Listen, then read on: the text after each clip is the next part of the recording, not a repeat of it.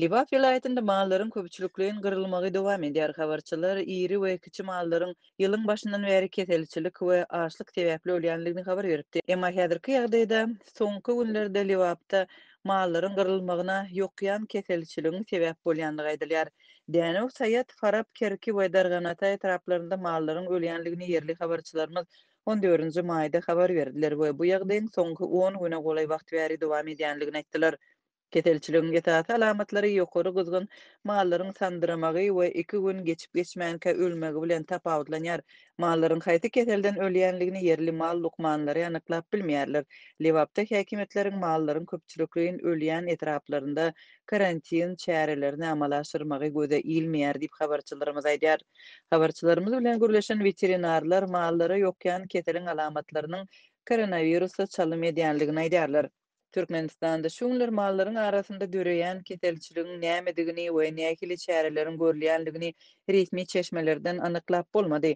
Dünýädäki tejribelere görä COVID-19-yň haýwanlarda döremegine degişli ýagdaýlar hususanda geçen ýyl Daniýada Norka süýrenjeklerinde ýüze çykypdy.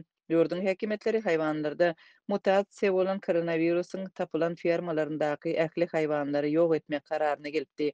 Netijede millionlarça haýwan ýok edilipdi. Orsetde haýwanlarda COVID-19 keseliniň tapylmagyna degişli diňe 2 hadisa resmi taýdan hata alındy. Moskwada we Tümeňde koronavirus pişiklerdi tapyldy. Bütün dünýä Saglyk saklaş Komitetiýeti koronavirus ýokançlygynyň haýwanlardan adamlara ýokaşýanlygy barada hiç hili ilmi subutnamanyň ýokdugyny birnäçe edek nyktapdy.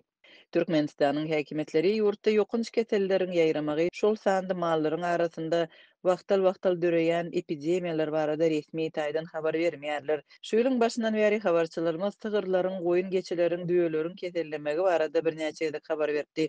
Käbir halatlarda mallarda gotur açmak we beýleki mal keselleri dören bolsa, köp halatlarda mallaryň gyrylmagyna açlyk sebäp bolupdy.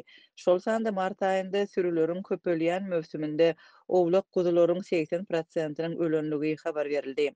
Maldarlar sowuk howanyň maldarçylyga, ekerançylyga darba uranlygyny, gurak gelen ýylyň mallaryň açlygyna sebäp bolandygyny aýdýarlar. Şeýle dolar döwletiň maly adamlara salýan goşmaça salgydy barada habar berýärler we çölden iýim tapmadyk mallaryň adamlaryň howlularynda hem iýim bolman soň aç ölýänligini habar berýärler. Gurak gelen ýyl bilen goşulan maliýe kynçylyklary türkmen maldarlaryny barha agyr ýagdaýa saldy we çölde bakylýan mallary eýlerini eltip tapşyrmagyna sebäp boldy. Habarçylarymyz marda ýüze çykan şeýle ýagdaý barada ýangy ýakynda habar berdi.